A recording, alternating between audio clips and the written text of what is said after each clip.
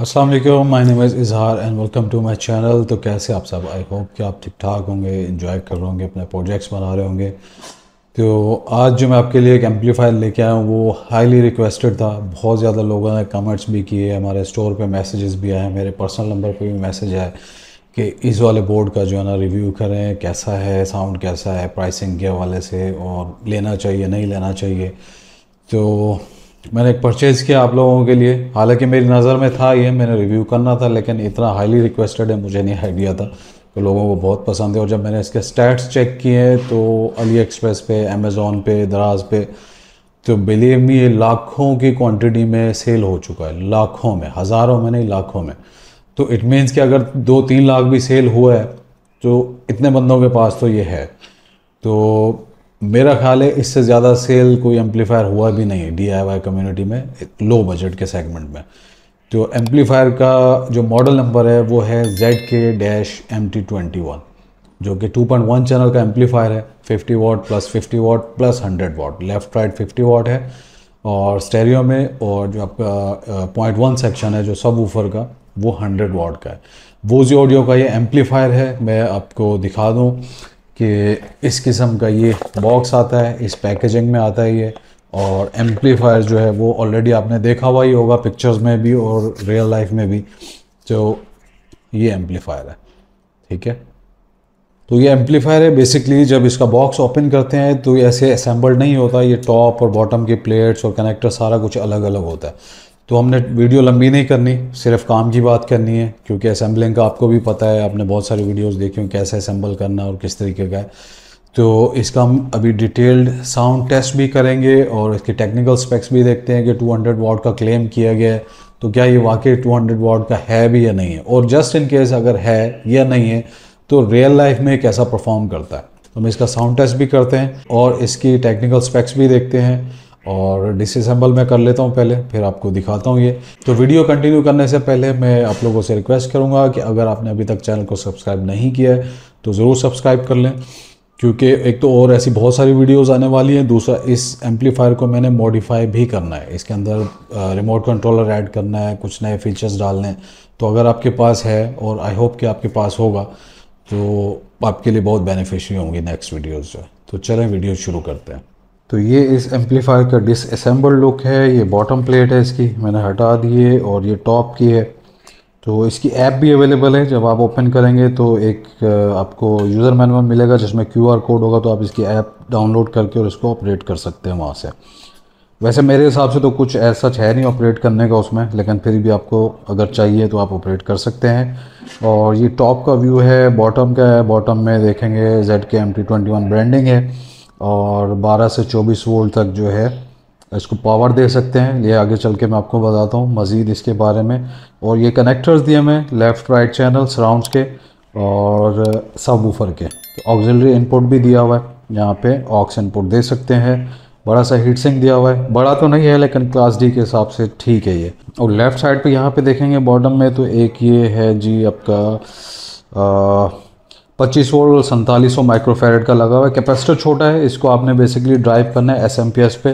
Transformer recommended नहीं है, SMPS पे चलाना है इसको। 21 वोल्ट 20 वोल्ट पे चलाएं for the safe operation. 24 volt पे भी आप इसको यूज़ कर सकते हैं, लेकिन रिकमेंडेड मेरा 21 वोल्ट ही है। और इसको आपने एक कैपेसिटर इस पर लाजमी, इसके नीचे जो है 35 वोल्ट और 6300 माइक्रोफेरेड या 4700 माइक्रोफेरेड, इस टाइप का आपने लाजमी इसके नीचे लगा लेना है फॉर गुड परफॉर्मेंस।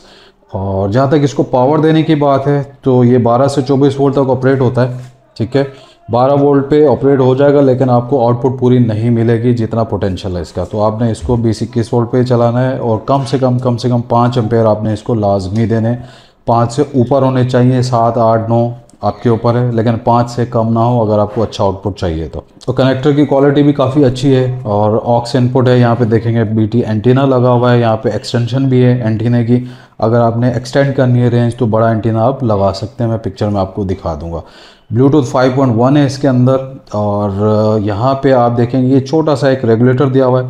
ये 5 वोल्ट का रेगुलेटर है ताकि इस IC को ड्राइव किया जा सके। और यहाँ पे नीचे ये NE5532 की ऑपरेशनल एम्पलीफायर्स लगे हुए हैं। ये बेसिकली क्या किया है कि ये वाला जो सेक्शन है, ये सबवूफर का सेक्शन है, वॉल्यूम का और फ्रिक्वेंसी कंट्रोल का। और यहाँ पे एक्टिव लो पास फिल्टर बनाया हुआ ताकि जो हाई फ्रिक्वेंसीज़ को उनको यहाँ पे ब्लॉक किया जाए और यहीं से आप उसको वॉल्यूम कम ज़्यादा कर सकते हैं और रेगुलेट कर सकते हैं। 200 हर्ट्ज़ तक इसकी रेंज है, ठीक है, मैक्सिमम 200 हर्ट्ज़ से नीचे नीचे जब आप इसको मूव करेंगे तो 200 हर्ट्ज़ से नीचे ये ऑपरेट करेगा। फुल मैक्स फ्रिक्वेंसी के ऊपर 200 हर्ट्ज़ से ऊपर ये नहीं जाएगा। और ये इसका मास्टर वॉल्यूम है सबवूफर का। उसके साथ ही यहाँ पे ट्रेबल और बेस दिया हुआ है लेफ़्ट और राइट चैनल का। और सराउंड्स के लिए इस सर्किट में क्या किया कि 200 हर्ट्ज़ से नीचे की फ्रिक्वेंसी ब्लॉक की गई है, क्योंकि छोटे जो स्पीकर या वूफर्स हैं वो लो फ्रिक्वेंसी जो होती है 60 हर्ट्ज़ की 70 हर्ट्ज़ की वो प्रोड्यूस भी नहीं कर सकते, तो उस वजह से वो डिस्टॉर्शन क्रिएट करते हैं। यहाँ पे ये मास्टर वॉल्यूम है, इससे ऑन ऑफ भी कर सकते हैं एंड आपका वॉल्यूम इंक्रीज़ डिक्रीज़ यहाँ से हो जाएगा। अब मैं इसका हीट सिंक रिमूव करता हूँ। इसमें देखते हैं कि आईसी कौन सी है। वैसे आई एम श्योर कि ये CS8673 ही होगी इसके अंदर, क्योंकि ज़्यादातर में चाइनीज़ बोर्ड में यही आती है, तो उसके भी मैं आपको अभी डिटेल में फिर बता देता हूँ। तो हीट सिंक मैंने रिमूव कर दिए, जैसा मैंने आपको बताया था 8673 होगी, तो वही आईसी लगी हुई है, थर्मल पेस्ट लगा हुआ है। और मैं इसका थोड़ा क्लोज़अप करता हूँ, आई होप कि आपको नज़र आ जाए ये नंबर इसका। तो इस आईसी की मैं आपको अभी डेटा शीट भी बता देता हूँ कि एक्चुअल में कितने पावर की है ये। तो ये डेटा शीट है, चाइनीज़ में थी तो उसको मैंने ट्रांसलेट कर लिया है, ठीक है। अब हमारी एप्लीकेशन जो है 2 साइड स्टेरियो और 1 मोनो है। तो 21 वोल्ट पे अगर आप इसको ऑपरेट करेंगे तो 21 वोल्ट के ऊपर आपको 4 ohms में 64 वॉट देगी THD 10% के साथ मोनो में, सब वूफर की बात कर रहा हूँ मैं, ठीक है। और 10% बहुत ज़्यादा होता है, THD अनबेरेबल होता है, तो आप रियल लाइफ में समझ लें कि आपको 45 से 50 वॉट मिलेंगे 4 ohms के लोड पे 21 वॉट पे। अगर आप 24 वोल्ट पे इसको ड्राइव करते हैं तो मैक्सिमम आपको 82 वॉट मिलेगा, 82 वॉट्स, लेकिन वो भी THD 10% पे। आप THD 1% का हिसाब लगाएं तो 60 से 65 वॉट आपको मिलेंगे सब वूफर पे। और सेम गोज़ फॉर स्टेरियो कि अगर आप 21 वोल्ट पे चलाते हैं लेफ़्ट राइट पे आपको 33 वॉट मिल जाएंगे 8 ohms के लोड के ऊपर, और 24 वोल्ट पे आपको मिल जाएंगे 42 वॉट्स पर चैनल। तो और लेकिन THD 10% पे रियल लाइफ में आपको 25 से 30 वॉट मिलेंगे, इससे ज़्यादा नहीं मिलेंगे। तो ये जो क्लेम किया गया इन्होंने वो बिल्कुल गलत है, रियल लाइफ में ऐसा कुछ नहीं होने वाला। और रिकमेंडेड मेरा यही है आपके लिए सजेशन इस बोर्ड के लिए कि आप अगर लेफ़्ट और राइट पे जो सराउंड्स या जो भी यूज़ करें वो 8 ohm का यूज़ करें और सब वूफर आप 4 ohm का यूज़ करें, आपको बहुत अच्छा आउटपुट मिल जाएगा। अब ये टेक्निकल स्पेक्स हो गई हैं, तो मैं इसके कनेक्शंस कर लेता हूँ और आपको इसका साउंड डेमो भी दे देता हूँ। मैं भी चेक कर लूँगा कि कितनी इसके अंदर कैपेबिलिटी है, तो आपको लेना चाहिए या नहीं लेना चाहिए। तो कनेक्शंस हो चुके हैं और मैं इसको ऑपरेट कर रहा हूँ 18-19 वोल्ट पे, ठीक है। एंड ये सराउंड्स लगाए हुए मैंने सैमसंग के, ये हमारे स्टोर पे अवेलेबल है। ये आप इसके ऊपर एक साइड पे 2 लगा सकते हैं, ये भी मैंने एक लगाया हुआ है, आप 2 लगा सकते हैं इस एम्पलीफायर पे। वो बहुत ही आउटस्टैंडिंग साउंड एंड स्पीकर्स का, स्पेशली सराउंड के लिए। और ये कैम्ब्रिज का सबवूफर है, ठीक है, 4 ohms का है और 100 वॉट तक इजीली ये ऑपरेट हो सकता है। ये बॉक्सेस भी मैं बना रहा हूँ, स्टोर पे आपको बहुत जल्दी मिल जाएंगे। और कैम्ब्रिज के लिए चाहिए ये 6 इंच 7 इंच का कोई भी आपके पास सबवूफर है उसके लिए आपको ये मिल जाएंगे। अभी ये फिनिश नहीं है, इसके ऊपर अभी हम लेदर वगैरह लगाएंगे, तो जस्ट इन केस आपको चाहिए तो आप डायरेक्ट भी रब्ता कर सकते हैं और स्टोर पे भी चेक कर सकते हैं, ठीक है। एम्पलीफायर ऑन हो गया और इसके सारा कुछ मैंने ज़ीरो कर दिया। जैसे मैं इसका साउंड ट्रैक प्ले करूँगा तो ये ग्रेजुअली ये इंक्रीज़ करूँगा ट्रेबल और बेस, सो दैट आपको इफ़ेक्ट पता चले, ठीक है। अब मैं साउंड ट्रैक प्ले कर रहा हूँ। ज़्यादा आवाज़ में नहीं खोल सकता क्योंकि माइक में फिर डिस्टॉर्शन आएगी।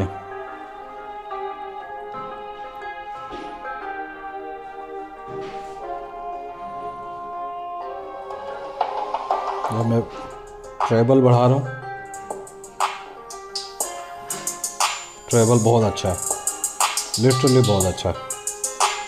ये लेफ़्ट राइट का मैंने बेस भी बढ़ा दिया थोड़ा सा। अब मैं सबवूफर का वॉल्यूम इंक्रीज़ कर रहा हूँ।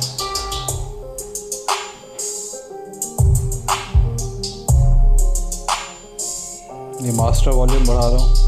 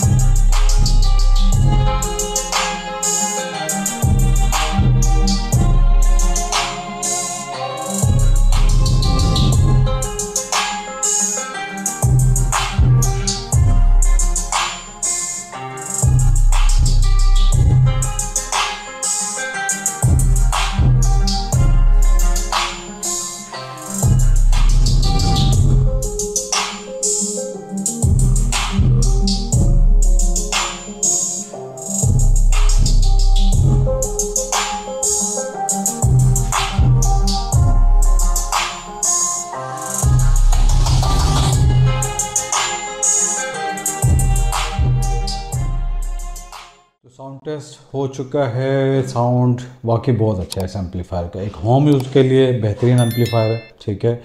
एंड इसका जो ट्रेबल वाला सेक्शन है वो बहुत बहुत ही क्रिस्प है। बेस बहुत सॉलिड है क्योंकि वो वेरिएबल दिया हुआ है, वॉल्यूम है तो आप अपनी मर्ज़ी से रख सकते हैं, क्योंकि समटाइम्स सबवूफर मैच नहीं करता है तो आप अपने या बॉक्स में मसला होता है कि किस फ्रिक्वेंसी पे ट्यून है, तो आप उसकी फ्रिक्वेंसी जो है वो चेंज कर सकते हैं और अकॉर्डिंग टू योर नीड आप उसको वेरी कर सकते हैं और अपनी नीड के हिसाब से उसको सेट कर सकते हैं। साउंड काफ़ी अच्छा है, साउंड क्वालिटी बहुत अच्छी है और क्रिस्टल क्लियर आवाज़ है, किसी किस्म का कोई ऐसा नहीं है कि मिड ज़्यादा हो या हाई ज़्यादा हो। हाँ, एक चीज़ का मुझे लगा है, अब वो डिपेंड करता है कि आपने लेफ़्ट राइट पे क्या लगाया है, कि जो लेफ़्ट राइट का है वो गेन ज़्यादा है मेरे हिसाब से अकॉर्डिंग टू दीज स्पीकर। हाँ, अगर हो सकता है मैं स्पीकर चेंज करूँ तो हो सकता है मैच हो जाए। अगर आप सबवूफर का गेन बढ़ा सकते हैं लो पास फिल्टर का तो वो बढ़ा लें, और या लेफ़्ट राइट का आप गेन कम कर सकते हैं तो वो आप गेन कम कर लें। हो सकता है जो आपकी एप्लीकेशन हो उसमें बिल्कुल ओके हो, जब आप लगाएं प्लग एंड प्ले तो एवरीथिंग इज़ फाइन। तो ये टोटली आपकी एप्लीकेशन और स्पीकर्स पे डिपेंड करता है, ठीक है। सबवूफर कौन सा लगाया है, बड़ा है छोटा है, लेफ़्ट राइट कैसे है, तो कोई ऐसा मसले वाली बात नहीं है। एम्पलीफायर बहुत अच्छा है, जो इसकी प्राइस पॉइंट है उस हिसाब से तो बहुत ही अच्छा है, ठीक है। इसको बाय करने का लिंक मैं डिस्क्रिप्शन में ऐड कर दिया है, आप वो लिंक विज़िट करके दराज से बाय कर सकते हैं, या जो इंडिया में या बांग्लादेश में या जो भी किसी भी कंट्री से आप देख सकते हैं, तो आपकी लोकल जितनी भी ई कॉमर्स की वेबसाइट है आप वहाँ से बाय कर सकते हैं, क्योंकि हम यहाँ से तो भेज नहीं सकते। बहुत सारे हमारे इंडियन ख़ास तौर पे जो फैंस हैं, जो व्यूअर्स हैं, जो हमारे भाई हैं, वो रिक्वेस्ट करते हैं कि हमें इंडिया में स्पीकर ये वो चाहिए, तो नहीं कर सकते अनफॉर्चुनेटली। कुछ गवर्नमेंट के कुछ मामला हैं, आई डोंट नो, जो भी हो गए उनके इश्यूज़, तो शिप नहीं कर सकते। आप अपनी लोकल मार्केट से ये बाय कर सकते हैं, बहुत अच्छा एम्पलीफायर है, ठीक है। तो ऑलमोस्ट सारी चीज़ें मैंने कवर कर दी हैं, क्या क्या होना चाहिए, कि किस तरीके से ऑपरेट करना है। तो आई होप कि आपको वीडियो अच्छी लगी होगी। तो नेक्स्ट वीडियो भी अगर आप मिस नहीं करना चाहते तो सब्सक्राइब कर लें अभी चैनल को। एंड मिलेंगे नई वीडियो में। Till then take care, bye bye, अल्लाह हाफिज़।